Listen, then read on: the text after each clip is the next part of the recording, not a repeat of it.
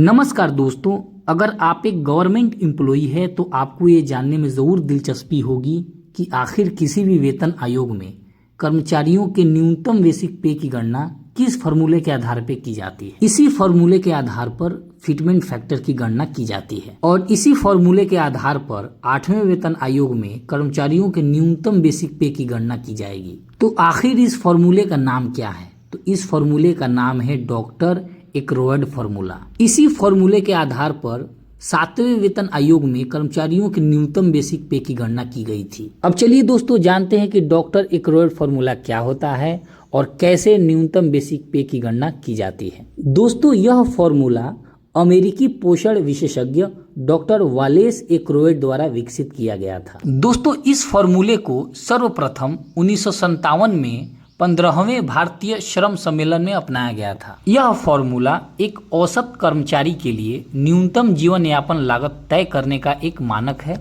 जो मुख्य रूप से भोजन, कपड़े और आवास जैसी बुनियादी जरूरतों पर आधारित है, जिसमें पोषण संबंधी आवश्यकताओं पर विशेष ध्यान दिया जाता है। यह फॉर्मूला एक कर्मचारी और उसके परिवार की जरूरतों का आकलन करता है और इसे भारत में न्यूनतम वेतन निर्धारित करने के लिए उपयोग किया जाता है। अब चलिए बात करते हैं कि यह फॉर्मूला किन किन चीजों पर आधारित है। पहला है पोषण। इसमें बहुत सारी चीजें आती हैं, जैसे अनाज। यह कार्बोहाइड्रेट का मुख्य स्रोत है जो शरीर को ऊर्जा देता है। इसमें गेहूं, चावल और बाजरा जैसी चीजें शामिल हैं। दालें और फलियां, ये प्रोटीन के मुख्य स्रोत हैं जो शरीर के वृद्धि और मांसपेशियों के निर्माण के लिए जरूरी है। फल और सब्जियां, ये विटामिन, खनिज और फाइबर का उत्तम स्रोत है। दूध और दूध से बने उत्पाद, इसमें कैल्शियम और अन्य पोषक तत्व होते हैं जो हड्डियों को मजबूत बनाते हैं। वसा और तेल, ये शरीर को ऊर्जा और फैटी एसिड प्रदान करते हैं।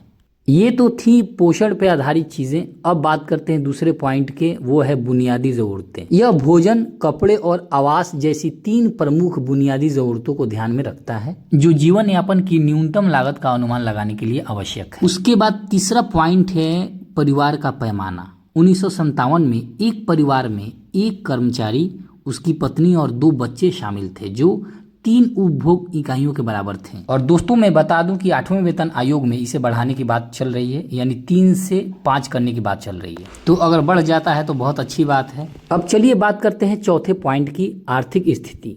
यह फॉर्मूला विभिन्न वस्तुओं की कीमतों में होने वाले बदलावों को भी ध्यान में रखता है, जिससे वेतन को वर्तमान मुद्रास्फीति दर के अनुरूप समायोजित किया जा सके। तो दोस्तों, आपने जाना कि एकरॉयड फॉर्मूला क्या होता है और ये किन बातों पर निर्भर करता है। 8वें वेतन आयोग में भी न्यूनतम बेसिक सैलरी की गणना इसी फॉर्मूले के आधार पर की जाने वाली है। इस फॉर्मूले में कर्मचारियों के छोटी छोटी चीजों को ध्यान में रखा जाता है, जिससे कि सही न्यूनतम वेतन तय किया जा सके। तो दोस्तों, आपको ये वीडियो कैसी लगी हमें जरूर कमेंट करें। अगर आप इस चैनल पर नए हैं तो इस चैनल को जरूर सब्सक्राइब करें। दोस्तों, इस वीडियो को ज्यादा से ज्यादा शेयर करें ताकि दूसरे भी इस वीडियो का लाभ उठा सकें। तो चलिए दोस्तों, मिलते हैं नेक्स्ट वीडियो में। तब तक के लिए धन्यवाद। जय हिंद, जय भारत।